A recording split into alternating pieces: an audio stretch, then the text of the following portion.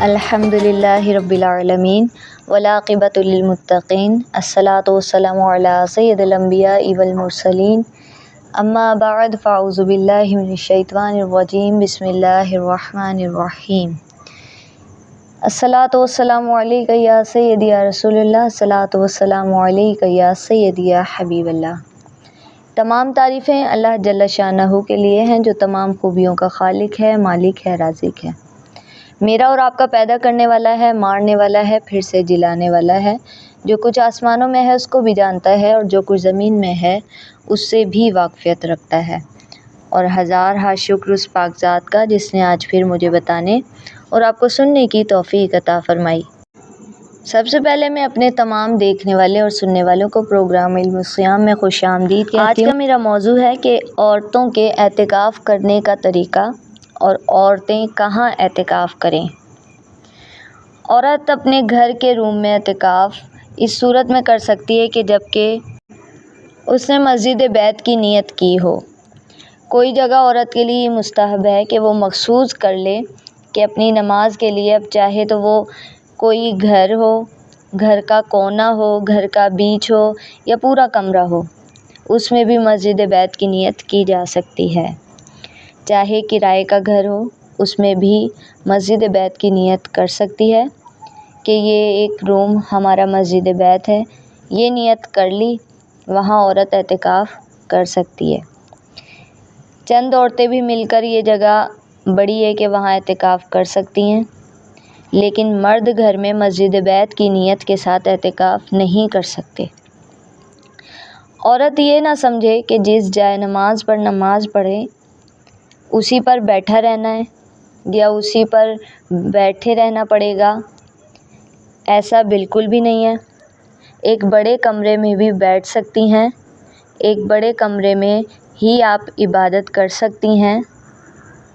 جو جگہ آپ نے مقرر کی ہے، چاہے وہ تھوڑی ہو، گھر کا درمیان ہو، گھر کا بیچ ہو، اس میں آپ اعتکاف کر سکتی ہیں۔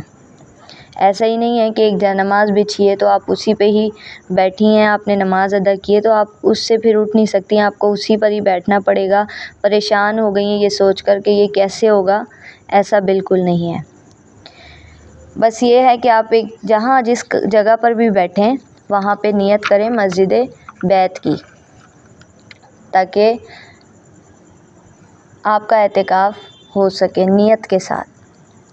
یاد رکھیں کہ ایسا نہیں کہ آپ نے مسجد بیت کی نیت کی تو اب یہ جگہ قیامت تک مسجد بن گئی، ایسا بالکل نہیں ہے۔ جب آپ اعتکاف مکمل کر لیں گے، آپ کا اعتکاف مکمل ہو جائے گا تو آپ کی نیت ختم ہو جائے گی۔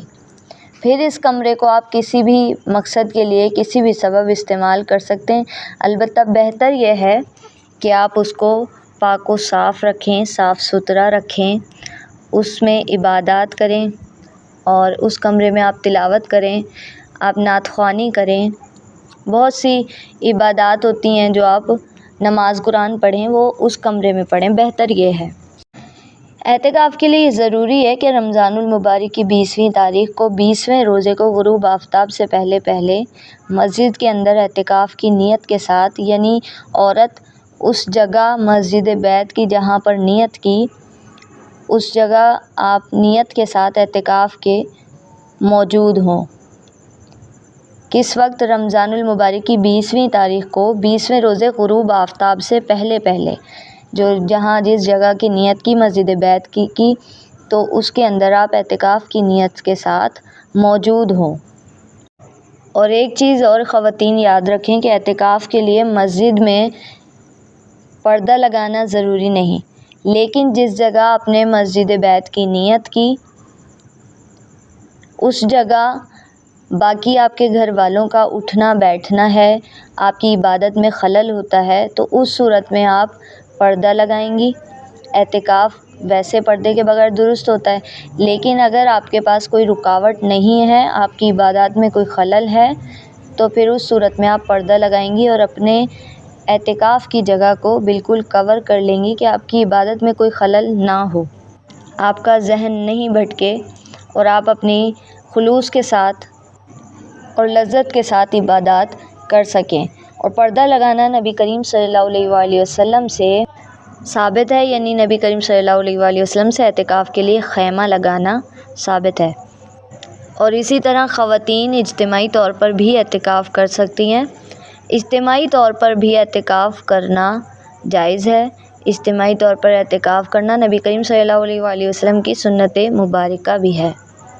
تو یہ تھا عورت کا اعتکاف کرنے کا طریقہ اور کس جگہ عورت اعتکاف کر سکتی ہے۔ اللہ کریم سے دعا ہے کہ اللہ کریم میرا بتانا، آپ کا سننا اپنی پاک بارگاہ میں قبول فرمائے، میرے بتانے میں، آپ کے سننے میں جو بھی غلطی بے ادبی ہوئی اسے معاف فرمائے۔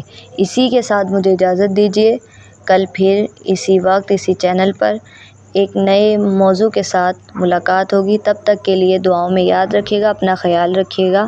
اللہ حافظ۔